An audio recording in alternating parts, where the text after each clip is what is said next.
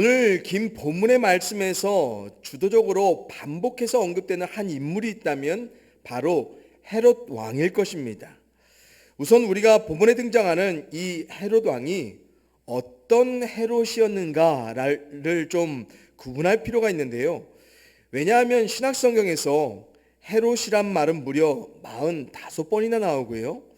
대부분 명확한 구분을 하지 않은 채 단지 헤롯이라고만 언급되기 때문에 우리는 모두가 같은 동일 인물일 것이라고 생각하기 쉬운데요. 그러나 사실은 대부분 다른 헤롯일 경우가 많습니다. 특별히 오늘 본문에 등장하는 이 헤롯 왕은 헤롯 대왕의 아들이었던 헤롯 안티파스라는 인물입니다. 우리가 성경에서 가장 먼저 보게 되는 헤롯은 바로 헤롯 대왕인데요. 이 헤롯 대왕이 어떤 사람이었습니까? 예수님 탄생 시에 예수님을 죽이기 위해 베들레헴과 그 근처 지역에 2살 이하의 사내 아이들을 모두 죽이라 명령한 그 헤롯입니다. 바로 이 헤롯과는 다른 그의 아들인 헤롯 안티파스가 오늘 본문의 주인공입니다. 오늘 본문의 이 헤롯 안티파스는요, 부친 헤롯 대왕의 죽음 이후에 분할되어 통치되던 유대 지역에서 특별히 갈릴리와 베레아라는 지역만을 관할하던 분봉왕으로 오늘날로 따지면 군수 혹은 조금 높으면 도지사 정도로 우리가 이해하면 좋을 것 같습니다. 그러나 당시 헤롯의 정치사회적 입지는 왕가의 권세와 권위를 그대로 누렸었다고 합니다. 그래서 오늘 본문에서도 마가는 그를 왕이라고 묘사하고 있죠. 신기하게도 오늘 본문의 말씀에서는요, 예수님의 직접적인 등장이 전혀 없지요. 그리고 당시 놀라운 능력으로 사역하셨던 예수님에 관한 소식이 자신에게 들려지자 헤롯 왕이 적잖은 두려움과 혹은 당황스러움으로 자신의 예수님에 관한 이해를 이렇게 표현하는데요. 왜요? 예수님의 존재와 더불어서 그에게 단번에 오버랩되는 한 인물이 있었거든요. 누굽니까? 바로 자신의 명으로 비극적인 죽음을 맞이했던 세례 요한이었습니다. 그러면서 본문 14절부터 16절에서 헤롯 왕은 예수님을 누구로 이해했다고 말합니까? 현존하는 예수님의 존재를 자신이 죽였던 세례 요한의 영혼을 덧입은 부활자 혹은 복수자로서의 세례 요한을 이해하고 있습니다.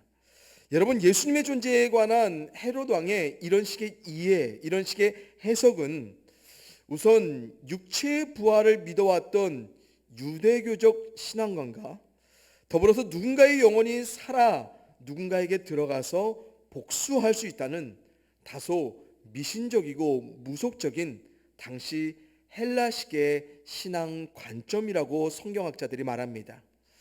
이어서 복음서의 저자 마가는요, 이런 헤롯 대왕이 그럼 왜 이토록 예수님의 존재를 듣자마자 단번에 세례 요한을 떠올릴 수밖에 없었는지 과거 헤롯 왕과 세례 요한에 얽힌 사건 하나를 우리들에게 상기시켜주고 있지요. 그 사건은 바로 헤롯 왕의 옳지 못한 결혼에 대한 세례 요한의 책망과 비판으로 시작하는 이야기입니다. 당시 헤롯 왕은 본문 17절의 말씀처럼 이복 형제인 빌립의 아내이자 또한 자신의 조카였던 헤로디아를 아내로 맞았다고 말합니다. 그런데 헤롯 왕은 헤로디아를 아내로 맡기 이전부터 이미 어떤 상태였냐면 결혼한 상태였습니다. 그렇다면 이런 상황 가운데 세례 요한이 어떠한 책망과 비판을 헤롯 왕 앞에 가했을까 우리가 좀 예상해 볼 수 있죠. 첫째로 헤롯 왕은 불륜을 저지른 것이었습니다. 왜요? 아내가 있음에도 불구하고 헤로디아와의 만남을 가져왔었거든요. 그래서 헤롯 왕은 전 부인과 이혼하고 또다시 재혼해야만 했었습니다. 둘째로 헤롯 왕은 어떻게 보면 폐륜을 저지른 것과도 같습니다. 왜 그렇습니까? 자신의 이복 형제의 아내이자 또한 조카였던 헤로디아를 불륜으로 빼앗아 아내로 삼는, 일반의 도리와 상식으로서는 도저히 납득할 수 없는 이런 결정을 했던 사람이기 때문에 그렇습니다. 특별히 구약 레위기 18장에서는 이런 식의 결혼을 근친상간에 해당하는 것으로 규정하고 있었습니다. 그래서 당시 대부분의 유대인들도요, 이런 헤롯 왕을 상당히 못마땅해 했었다고 합니다. 그런데 누가요? 세례 요한만은 이런 왕의 옳지 못한 행위에 관해 책망과 비판의 목소리를 외부로 드러냈습니다. 뭐라고요? 헤롯 왕이 옳지 않다고요. 물론 당시에 세례 요한과 같은 불의의 사람들 분명 더 있었을 것이라고 생각합니다.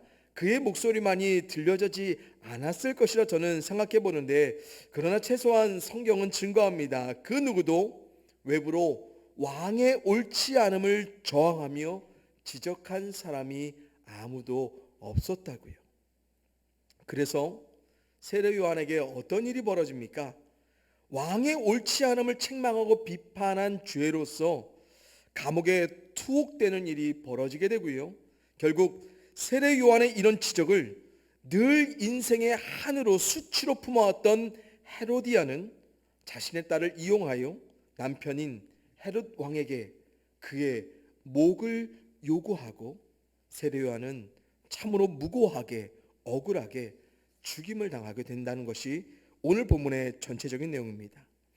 저는 우선 세례 요한이 헤롯 왕의 옳지 못함을 책망하며 비판하였던 모습이 성경에 굳이 기록된 이유가 오늘 우리에게도 같은 식의 모습을, 행동을, 반응을 우리가 이 세상 가운데 드러내야 함을 하나님이 우리에게 요구하시는 것이 아닐까 감히 생각해 봅니다. 여러분, 세계적으로 존경받던 복음주의 신학자이자 목회자였던 존 스토트 목사님이요, 온전한 그리스도인이라는 책에서 그리스도인의 사회적 책임에 관해 말씀을 여시면서 이런 말씀을 하십니다. 제가 조금 길지만 읽어드리겠습니다.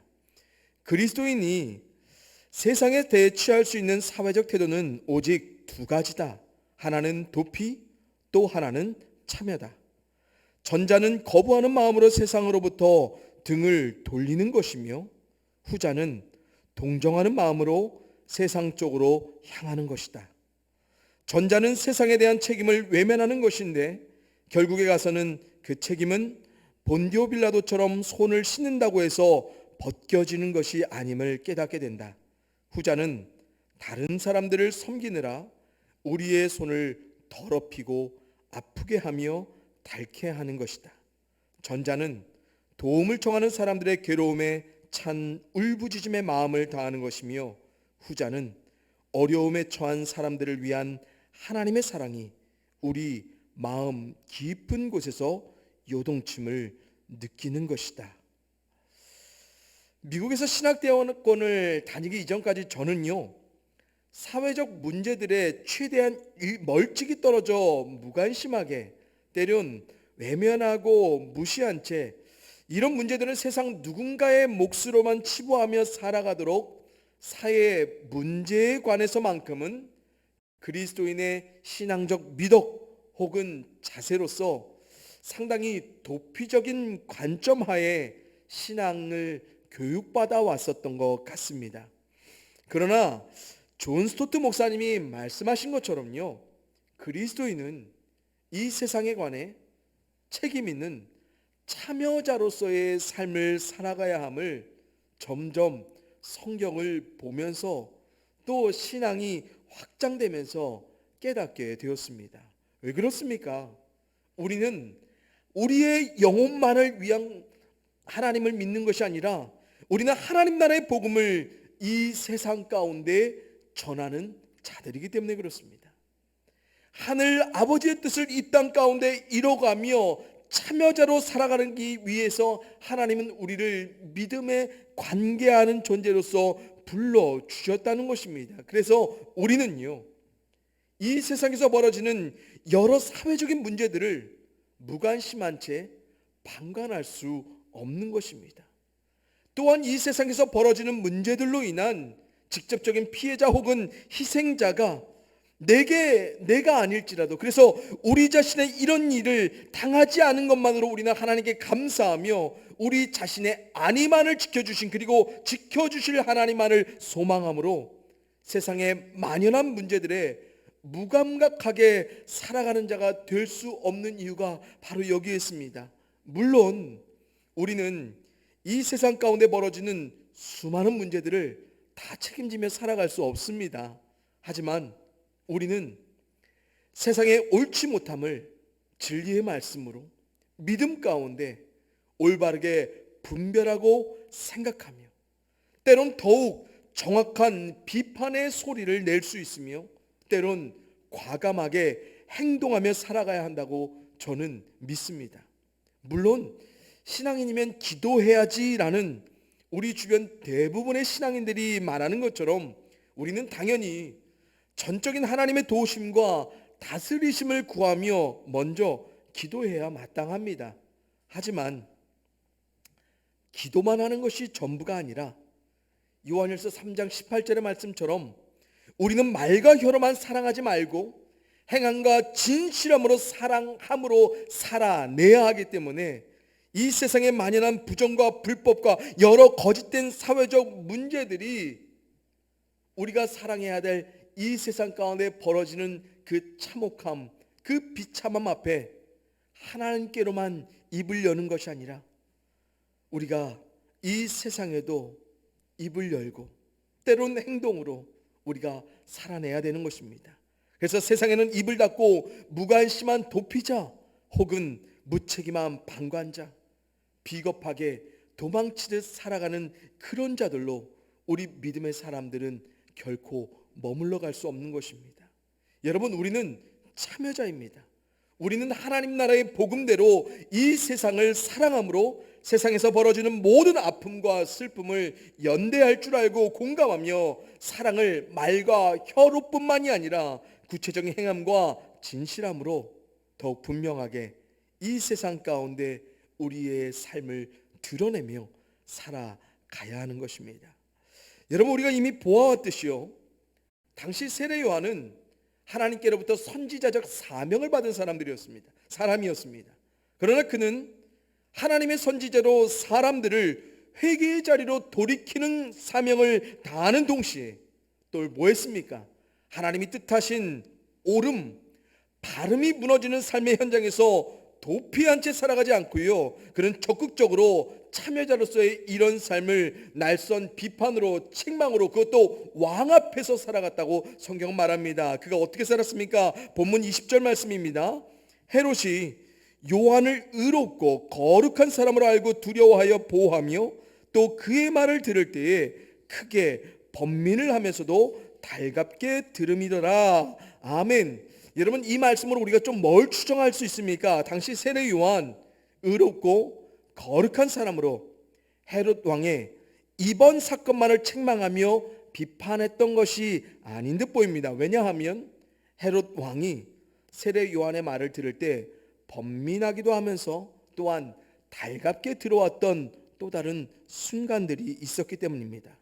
한마디로 세례 요한은요, 종교적인 부분에만 헌신한 참여자가 아니라 왕에게까지도 해야 할 말은 의롭고 거룩한 모습으로 할 수 있었던 사회적 책임을 다한 참여자로서의 삶도 더불어 살아갔더라는 것입니다. 그래서 세례 요한의 이런 강직한 의로움, 타협할 수 없는 거룩함은 헤롯 왕에게 주셔도 어떤 반응을 이끌어냅니까? 그를 존경함으로 두려워하고요, 그의 존재를 보호하기까지 했다고 하지요. 그러나 안타깝게도 계속된 헤롯 왕의 이런 보호, 두려움 가능했습니까? 아닙니다. 그는 결국 죽음 앞에 서게 됩니다. 그런데 보세요, 하나님의 선지자로서 메시아의 길을 준비했던 세례 요한, 얼마나 위대한 사역자입니까? 어떻게 보면 이런 위대한 사역자, 왕의 권세에서 계속된 두려움과 보호가 하나님으로부터 허락되었어야 할 마땅한 사람, 그 사람 바로 선지자로서의 세례 요한이었습니다. 또한 죽음의 위기 때에 최소한 하나님께 이런 억울한 죽음을 당하지 않게 해달라고 기도하며 간구해야만 했었던 믿음을 가진 사람, 그런 믿음으로 살아내야 했던 사람, 바로 세례 요한 아니겠습니까? 그러나 세례 요한이요, 그러지 않았어요. 구차하게 자신의 죽음을 구걸하지도 모면받기도, 또한 그런 죽음을 피해가기를 하나님께 구하지도 않았습니다. 왜 그렇습니까? 세례 요한은 만물의 왕 대신 하나님의 옳음과 바름에만 주목하며 하나님 앞에 살아갔기 때문입니다. 그래서 세례 요한은 죽음에서까지 자신의 의롭고 거룩한 모습 그대로 수치스럽게 왕에게 목숨 구걸하지 않죠. 비겁하게 자신의 처지를 변명하며 선처 구하지도 않습니다. 당시 함께 있던 수많은 권력자들의 동정을 구하며 죽음의 순간을 모면하려고도 않습니다. 그는 만왕의 왕 대신 하나님 앞에서만 오직 믿음으로 의롭고 거룩하게 끝까지 하나님의 옳음과 바름을 드러내고 지켜내며 결국 삶의 비참한 죽음을 맞이하게 되더라는 것입니다. 저는 이런 세례 요한의 모습을 보면서 시편의 이 말씀이 떠올랐습니다. 내가 하나님을 의지하였은즉 두려워하지 아니하리니 사람이 내게 어찌하리이까. 아멘. 여러분, 세상의 관점으로는 참으로 무가치하게 무분별한 죽음을 마주한 세례 요한처럼 보이는지 모르겠지만 그는 마지막까지 세상의 왕을 통한 부당하고 억울한 죽음마저도 전혀 두려움 없이 사람인 왕이 자신에게 어찌하지 못함을 끝까지 믿음으로 오직 하나님을 의지한 채 의롭게 거룩하게 지켜내며 죽음까지도 불사했던 것 아닐까. 사랑하는 성도님들, 솔직히 저도요, 아직까지 사회적 책임을 다하는 믿음의 참여자로서 누군가가 어찌할까 두려운 것 사실입니다. 그래서 세례 요한처럼 죽음도 아닌 제게 약간의 해를 가할 수 있는 그런 존재들 앞에서도요, 단순히 좋은 관계가 어그러질까 싶어서 두려워하고요, 옳음과 바름을 드러낸 제 자신 다시 어떠한 판단으로 제게 돌아올까 싶어 제가 망설이기도 하고요. 그래서 가끔씩 입을 막고 때론 비겁하게 타협하기도 하고 때론 그들의 옳지 못함을 좋은 게 좋은 것으로 묻어갈 때가 제법 있습니다. 하지만 우리가 다시 한번 믿음으로 세례 요한이 아닌 예수님의 반차를 좇아 십자가의 길을, 그리고 능력으로 우리를 다시 살게 하실 부활의 소망으로 의롭고 거룩한 믿음의 사람으로 오직 하나님의 옳음과 바름을 우리의 삶 가운데 선택하며 또한 그런 선택을 결정하여 세상에 드러내며 오직 만왕의 왕 대신 하나님 앞에 부끄럼 없는 우리 삶의 한때를 살아낼 수 있기를 간절히 소원해 봅니다. 제가 너무나 좋아하는 말인데요, 미국의 기독교 작가 오스 기니스가 이런 말을 합니다. 하나님의 결정적인 소명에 귀 기울이면서 산 인생은 다른 모든 청중을 밀어내는 단 한 분의 청중, 유일한 청중 앞에 살아낸 인생이다. 바라옵기는 세상의 모든 청중들을 완전히 밀어내고 우리의 의로운 말과 행위를 거룩하게 드러내며 우리 삶의 유일한 청중 되신 오직 하나님 앞에 결정적으로, 최종적으로, 절대적으로 유일하게 믿음을 다하여 살아갈 수 있는 그런 참여자로서의 우리의 삶이 하나님의 지혜와 용기로 두려움 없이 삶에 이루어질 수 있기를 거듭 소원하며 기도해 봅니다. 저는 아울러서 본문에서 또 다른 장면을 주목해 봤으면 좋겠는데요, 그것은 바로 부모된 헤롯 왕과 헤로디아의 어처구니 없는 모습입니다. 여러분, 헤롯 왕과 헤로디아에게는 본문 22절에서 언급되는 것처럼 소녀인 딸이 있었죠. 여기서 소녀라는 이 단어는요, 이 자녀가 상당히 어린 자녀였음을 보여주는데 많은 성경학자들은 아마도 10세에서 15세 미만의 때라고 추정합니다. 그런데 이 자녀가 궁정의 연회에서 왕과 여러 권력자들 앞에서 춤을 추지요. 그런데 이 춤이요, 오늘날 우리가 생각하는 것처럼 어린 아이가 부모나 어른들을 즐겁게 하기 위해서 귀엽고 깜찍하게 그 세대에 맞게 춰내는 춤이 아니라, 이 당시 이런 연회에서 추게 됐던 춤들은 굉장히 성적 유혹과 충동을 담아낸, 당시 창녀들이나 술자리에 흥을 돋우기 위해 췄던 춤, 바로 그런 태폐적인 춤의 일종이 바로 이 어린 소녀가 췄던 춤입니다. 그런데 이 춤을 이 소녀인 딸이 추게 된 이유가 있었습니다. 바로 21절의 말씀처럼 기회에 좋은 날을 얻기 위함이었습니다. 이 기회는 어떤 기회입니까? 바로 엄마 헤로디아가 자신의 한을 풀기 위한 좋은 기회, 즉 세례 요한의 죽음을 목적한 채 자신의 딸의 인격과 품위를 희생시켜가며 사람들 앞에 춤을 추게 만든 것이었다는 것입니다. 그런데 여기서 정말 더 심각한 문제가 뭡니까? 이 소녀인 딸에게 엄마 헤로디아가 세례 요한의 목숨을, 그것도 목을 잘라 소반에 담는 이런 끔찍한 요구를 어린 소녀인 자녀에게 행하게 지시했다는 것입니다. 그것도 기회를 만들어서 의도적으로요. 그리고 이 요구를 대신들의 눈치를 살피며 그대로 자행하고 허락했던 아빠 헤롯 왕도 있었고요. 저는 여기서 딸의 책임 소재는 묻지도 말아야 되고요. 정말 이런 있을 수 없는 일을 어린 소녀인 딸을 통해 의도적으로 계획하며 기회를 만들어갔던 엄마 헤로디아 또한 딸의 이런 끔찍한 요구를 아무런 저항 없이 무책임하게 함께한 사람들에게 자신의 체면을 지켜내기 위해서만 허락했던 아빠 헤롯 왕의 모습을 보면서 우리가 자녀 양육에 관해 한 번쯤은 생각해 볼 어떤 깨달음이 있지 않을까 한번 그려봅니다. 성도님들, 이 상황 한번 그려보십시오. 얼마나 참담하고 불쌍합니까?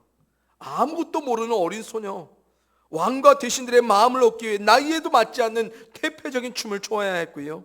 그 성과로 누군가의 끔찍한 죽음을 아무렇지 않게 앳된 소녀가 엄마의 지시대로 요구했다는 것, 너무너무 끔찍합니다.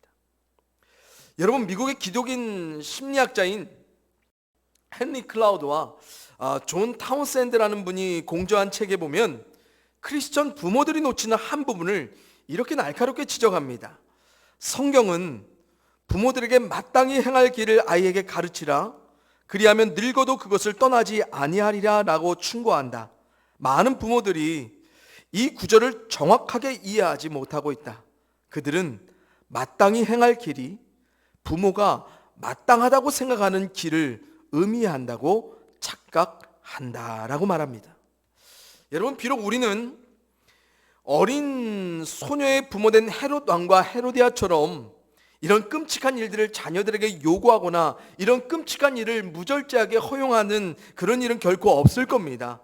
그럼에도 불구하고 우리들은요, 때론 자녀들을 양육함에 있어서 부모 자신이 생각하는 마땅한 삶의 길들, 그 길을, 때론 이 세상이 요구하는 삶의 길들을 세상과 동일하게, 아니 더 철저하게 요구하며 거기에 하나님을 향한 도움까지 믿음으로 얹어가면서 하나님이 원하시는 좋음, 옳음, 바름들은 다 외면하고 무시한 채 자녀들의 삶에 의도적인 기회들을 좋게만 만들어주려 하고, 때론 자녀들 스스로가 원하는 삶이라면 그들 원함대로 다 들어주며 살아내는 것, 혹시 우리들이 그런 것 아닐까?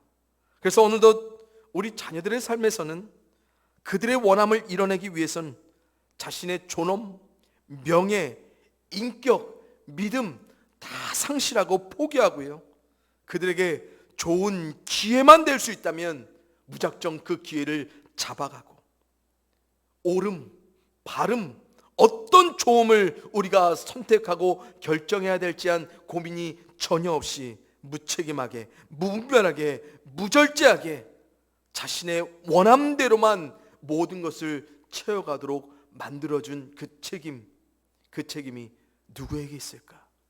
바로 부모인 우리들, 그리고 부모의 자녀였던 우리들에게 있는 것은 아닐까라고 생각해 봅니다. 여러분, 우리가 흔히 자녀는 부모 닮아간다고 말하는데요, 도대체 이런 상황 가운데 헤롯 왕과 헤로디아의 어린 딸은 뭘 배웠을까? 이 자녀가 나중에 부모의 지위와 권력과 권위를 그대로 이어받는다면 혹시 또 다른 헤롯, 또 다른 헤로디아를 만들어낸 결정적인 이유가 여기에 있지 않을까라고 반문해 봅니다. 여러분, 제가 청년이 되어서요, 어느 날 교회 공동체를 돌아봤는데, 그리고 목회자가 되어 교회 공동체의 현재들을 바라볼 때면 가끔은 회의적으로 비관적으로 바라보게 되는 것이 바로 과거 우리의 신앙의 여정들이었습니다. 청년이 되었을 때요, 초등학교 시절만 해도 교회에 같은 또래의 수가 수십 명이 있었거든요. 근데 청소년 시절에는 그것의 절반도 안 되는 또래들이 교회에 남고요, 그리고 청년이 되었을 때는 그것의 절반에도 한참은 못 미치는 또래들이 겨우 남아있는 것을 보면서 지난 시절 교회에 열심히 있던 시간들이 참 의미 없게 다가왔던 한때가 있었고요, 여전히 그들의 부모는 장로님, 권사님, 집사님으로 너무너무 활동적으로 교회에 머물러 계시지만 정작 자녀들은 더 이상 교회 그리고 신앙에 머물러 있지 않는 상태. 또한 목회자로 나름 오랜 시간 사역하면서 제가 발견한 것, 청년이 되면 어김없이 교회와 신앙 떠나고, 직장을 갖고 결혼하면 교회와 신앙은 늘 뒷전으로 밀려가는 것, 그것을 이제는 너무나 당연한 듯 태연하게 지켜봐야만 하는 수많은 순간들, 그리고 그때마다 목회자로서의 제 존재감이 참으로 무력해지고 때론 자괴감이 들기도 했고요, 이젠 이런 현상들이 너무 반복되다 보니까 무감각해지기까지 하는 제 자신을 바라보면서 참 괴로웠었습니다. 사랑하는 성도님들, 그토록 오랜 시간 기독교인 부모와 함께 살았는데, 또한 교회에서 매주 신앙으로 도전받고 교육되고 수많은 사역들에 참여하며 충분히 기독교적 시간과 신앙과 가치와 의미들을 반복하여 깨달아왔는데, 이런 결과가 벌어진다는 것 너무너무 의아하지 않습니까? 우리가 정말 놀랍도록 반문을 갖고 물어봐야 하는 상황입니다. 여러분, 자녀들의 삶을 흔들어내는 이 세상 너무 강력해서 그런 겁니까? 그래서 이 아이들이 믿음으로 상대할 수 없는 세상이기에 이렇게 무력하게 우리들의 자녀들이, 또한 자녀된 우리들이 하나님과 관계한 믿음에서 하나님의 좋음, 바름, 옳음을 포기한 채 당연한 듯 이 세상의 요구를 우리의 원함대로 추구하며 살아갈 수밖에 없었다고 우리가 말해야 됩니까? 그렇다면 믿음의 사람들은 세상이 감당하지 못한다는 성경의 증거 다 거짓이죠. 세상을 이기신 주님을 믿는 우리의 믿음 너무너무 헛된 것 아니겠습니까? 아닙니다. 성경 분명 믿음이 세상을 이긴다고 말합니다. 하나님의 좋음이, 하나님의 옳음이, 바름이 반드시 승리한다고 말합니다.